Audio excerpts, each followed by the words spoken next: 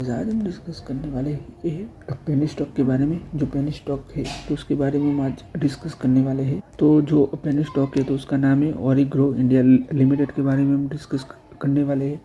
तो कंपनी के बारे में देखेंगे, बिजनेस देखेंगे, फंडामेंटल्स देखेंगे और मैनेजमेंट के बारे में भी देखेंगे और कंपनी पर क्या क्या आरोप लगे हैं तो वो भी हम देखेंगे।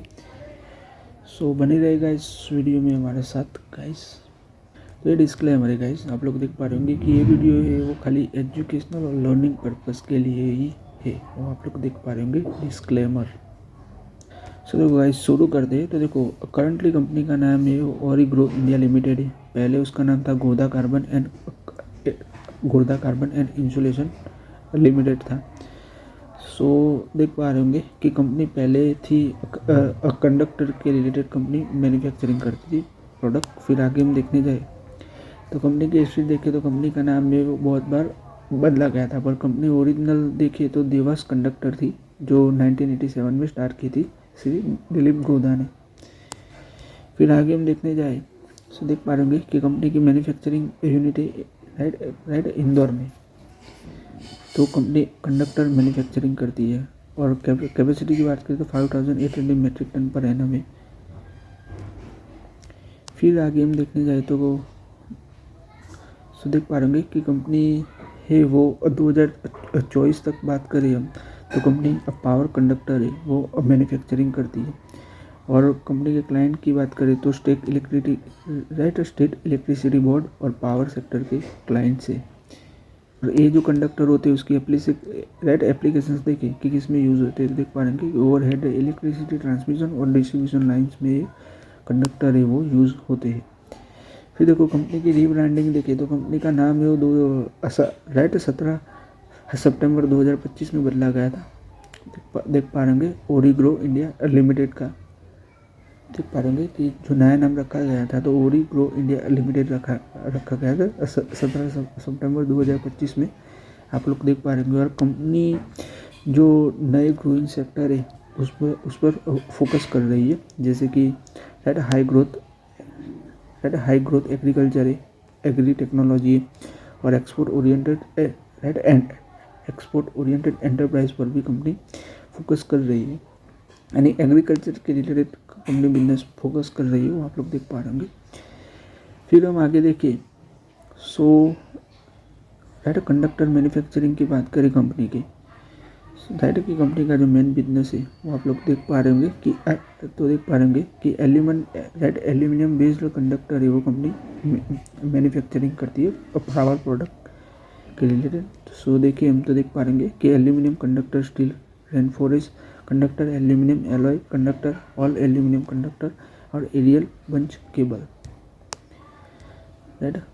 फिर हम आगे देखिए तो कंपनी है वो केबल भी मैन्युफैक्चरिंग करती है। तो urban and unurban underground power cable, stay wire, DPC wire, XLP coded wire and conductor. And user की बात करें कि कौन कौन ये प्रोडक्ट बाय करता है एंड यूज़र, यानी कि लास्ट में यूज़ कहाँ पे होता है वो भी हम देखें। तो परंतु this product are used in the overhead transmission distribution line in underground power network for the utility infrastructure project। फिर कस्टमर बेस की बात करें तो electricity board of the Jabalpur, Bhopal and Indore in Madhya Pradesh. फिर देखो मैन्युफैक्चरिंग की बात करें कंपनी के यूनिट की तो आप लोग देख रहे हैं तो 5800 metric ton per annum capacity है कंडक्टर मैन्युफैक्चरिंग की। और मैन्युफैक्चरिंग यूनिट है वो मध्य प्रदेश इंदौर में है, वो आप लोग देख पा रहे होंगे। तो देखो कंपनी है वो अपना बिजनेस वो एक्सपांड कर रही है, यानी कि ट्रांसफॉर्म कर रही है एग्रीकल्चर और फूड प्रोसेसिंग राइट।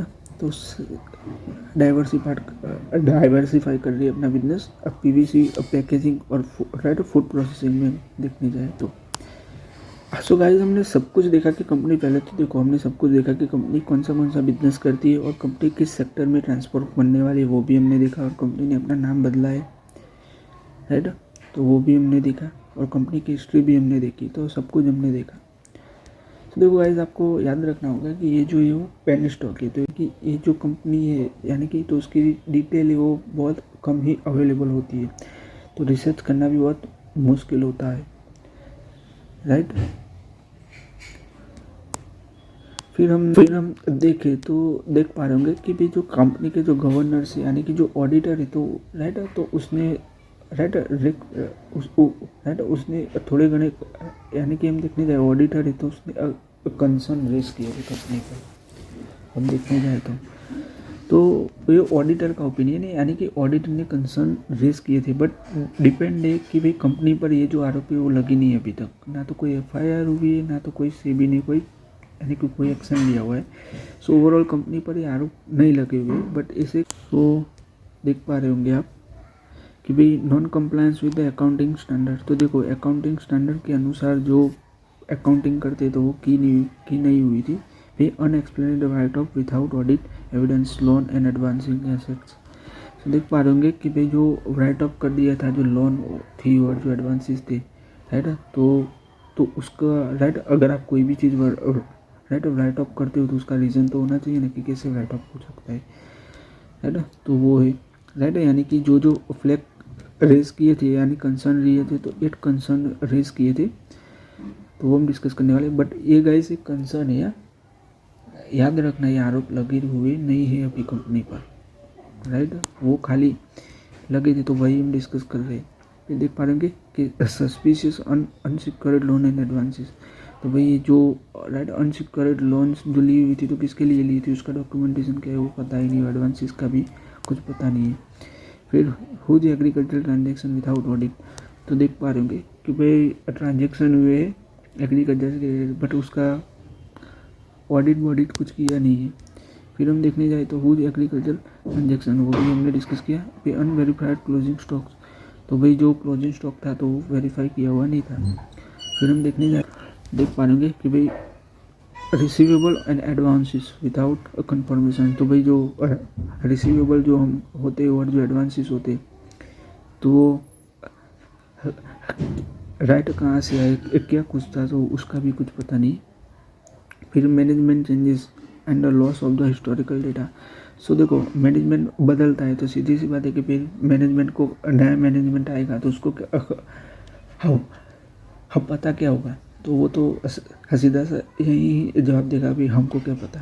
तो यही है भी मैनेजमेंट बदल गया। देख पा रहे कि unconfirmed disputed receivable from the state electricity board. So ये थे। सो गाइज आप लोग देख पा रहे होंगे कि ये जो की हुई है वो मैंने रिसर्च की हुई है, राइट। तो मैं खाली ये वीडियो बना रहा हूँ एजुकेशनल और लर्निंग पर्पज़ के लिए ही बना रहा हूँ, राइट। सो आपको पता ही होगा कि भाई ये जो वीडियो है वो एजुकेशनल और लर्निंग पर्पज़ के लिए ही है। फिर देखो कंपनी की बात करें तो भाई जो FII इन्वेस्टर है, जो फॉरेन इन्वेस्टर है, तो वो तकरीबन 24% जो कंपनी का स्टेक है वो एक्वायर करने वाले हैं ₹2 पर शेयर में, राइट। तो कौन एक्वायर करेगा, जो हांगकॉन्ग बेस्ड जो फॉरेन इंस्टीट्यूशनल इन्वेस्टर है तो वो है तकरीबन 24% कंपनी के इक्विटी शेयर है, तो वो एक्विजिशन करेगा ₹2 पर शेयर में। फिर देखो मार्केट कैप की बात करें तो 127 करोड़ है, यानी कि 127 करोड़ रुपीज़ मार्केट कैप है। पी देखे तो 19.7 राइट 7 है। बुक वैल्यू की बात करें 1.06 रुपीज़ है। रिटर्न ऑन कैपिटल एम्प्लॉयड देखे तो देख पा रहे होंगे 7.94% है। रिटर्न ऑन इक्विटी देखे तो 8.54% का है। प्लेजिंग देखे तो 0 है, वो आप लोग देख पा रहे होंगे। और करंट मार्केट प्राइस की बात करें शेयर की तो 0.86 रुपीज़ है, वो आप लोग देख पा रहे होंगे। पेनी स्टॉक है, वो आप लोग देख पा रहे होंगे ओवरऑल।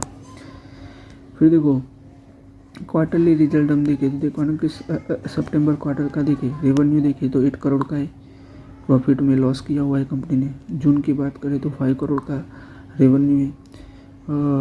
प्रॉफिट की बात करें तो देख पा रहे कि 0.69 करोड़ के कंपनी ने प्रॉफिट किए हुए हैं, राइट। 0.69 करोड़ के प्रॉफिट किए हुए हैं जून 2025 की बात करें तो। मार्च 2025 की बात करें तो 69 करोड़ का कंपनी ने रेवेन्यू किया था। प्रॉफिट की बात करें तो 3.24 करोड़ का प्रॉफिट है, आप देख पा रहे होंगे। फिर देखो ईयरली रिजल्ट की बात करें तो मार्च 2025 की बात करते हैं 175 करोड़ का कंपनी का रेवेन्यू था।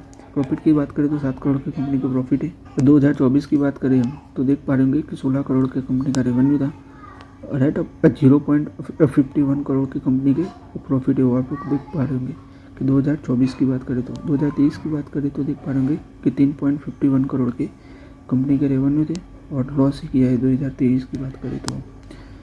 बैलेंस शीट हम देखें तो राइट सितंबर 2025 का हम देखें तो रिजर्व देखें तो 8 करोड़ की कंपनी के पास रिजर्व है, आप लोग देख पा रहे होंगे 8.51 करोड़ के कंपनी के पास रिजर्व है। लॉन्ग टर्म बोरिंग देखें तो 13.41 करोड़ का लॉन्ग टर्म बोरिंग है।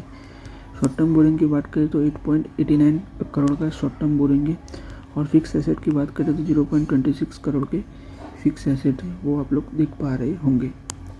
सो ओवरऑल बैलेंस शीट है वो आप लोग देख पा रहे होंगे कि भाई देखने जाए ओवरऑल तो बोरोइंग ज़्यादा है, एसेट की कंपैरिजन करने जाए तो बोरोइंग ज़्यादा है।